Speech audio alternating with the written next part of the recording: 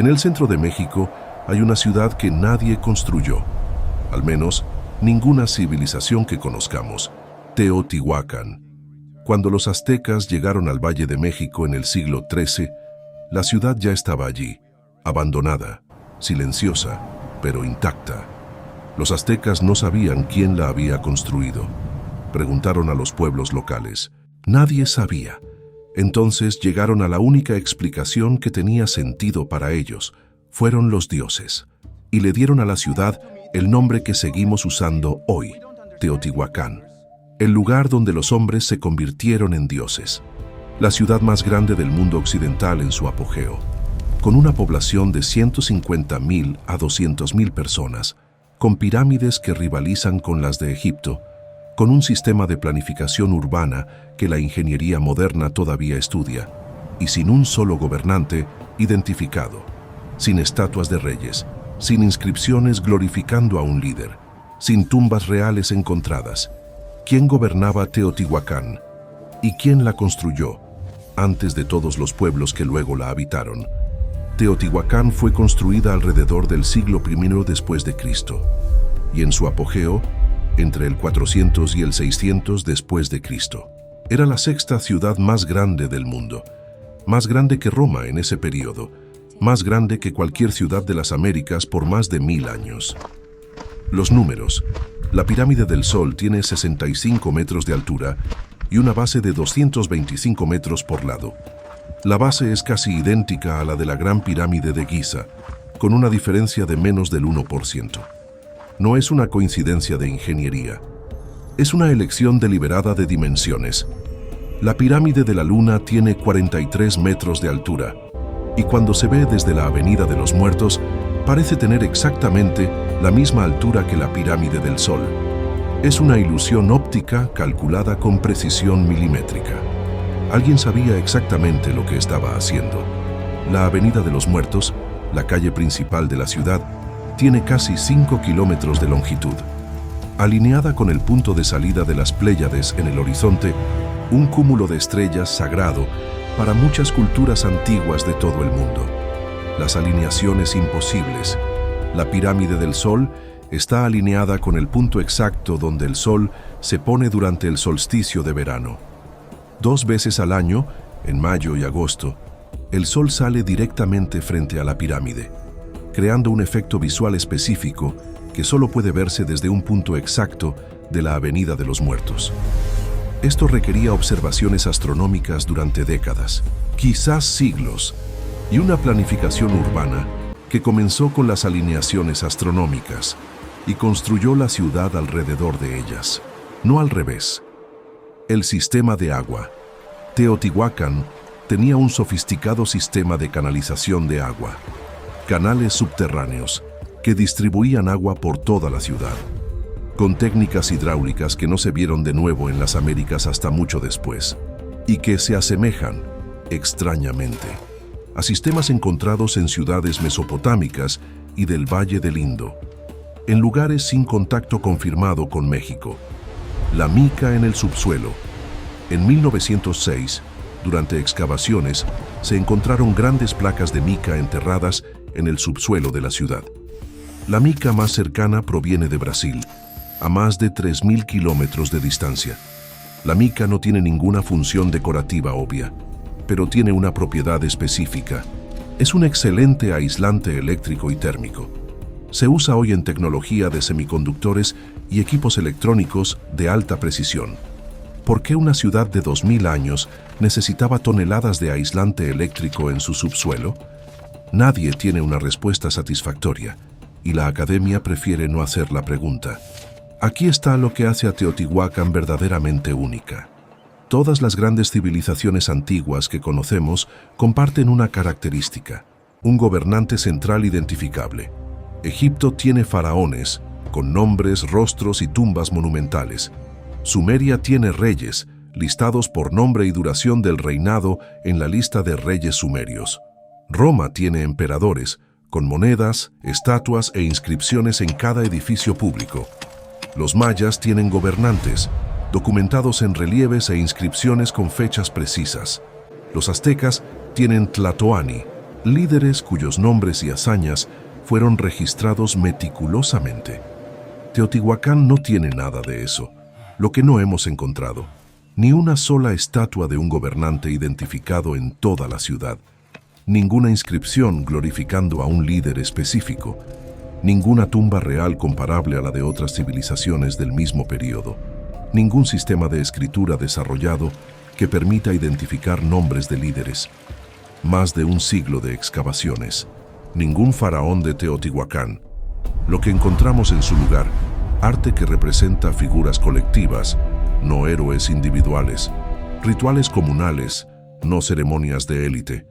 Una organización urbana que sugiere una planificación centralizada extraordinaria, pero sin el centro visible. Apartamentos comunitarios bien construidos, no palacios de élite separados del pueblo. Como si la ciudad hubiera sido diseñada para una población, no para glorificar a un gobernante. La teoría de la teocracia. Algunos arqueólogos proponen que Teotihuacán era gobernada por una clase sacerdotal colectiva, sin un rey único, con el poder compartido entre los guardianes de los templos. Es posible, pero no explica la extraordinaria precisión de la planificación urbana, ni la escala de la construcción, ni el avanzado conocimiento astronómico. Una clase sacerdotal habría dejado registros, habría glorificado a sus dioses con nombres y rostros específicos. Teotihuacán no tiene eso. Tiene estructuras, tiene alineaciones, tiene tecnología, pero no tiene identificación, como si quien gobernaba no necesitara ser identificado, porque ya era conocido de una manera que iba más allá de las inscripciones en piedra. Los aztecas eran un pueblo que entendía muy bien el poder y la autoridad. Construyeron su propio imperio sobre guerra y tributo, y cuando llegaron a Teotihuacán, retrocedieron. Fueron allí en peregrinación, en silencio, en reverencia, como si la ciudad fuera sagrada de una manera que trascendía la política, como si quien la había construido fuera de un orden diferente al de los humanos comunes. Hay una comparación que los arqueólogos convencionales se resisten a hacer, pero que es difícil de ignorar. Las pirámides, la pirámide del Sol de Teotihuacán y la Gran Pirámide de Giza, tienen bases casi idénticas, ambas orientadas a los puntos cardinales, ambas con cámaras internas de función debatida, ambas alineadas con precisión astronómica, ambas sin una tumba real confirmada en su interior. Las alineaciones de Orión, Robert Bauval, demostró que las 3 pirámides de Giza se alinean con las 3 estrellas del cinturón de Orión, como aparecían en el 10.500 a.C. Investigadores que estudiaron Teotihuacán identificaron alineaciones similares con constelaciones específicas. La misma obsesión astronómica, en 2 continentes diferentes. La serpiente, en Egipto. La serpiente divina en la corona del faraón. En Teotihuacán, el templo de Quetzalcóatl, cubierto de esculturas de la serpiente emplumada. El mismo símbolo, la misma posición central en la religión y el poder. En culturas que nunca deberían haber tenido contacto.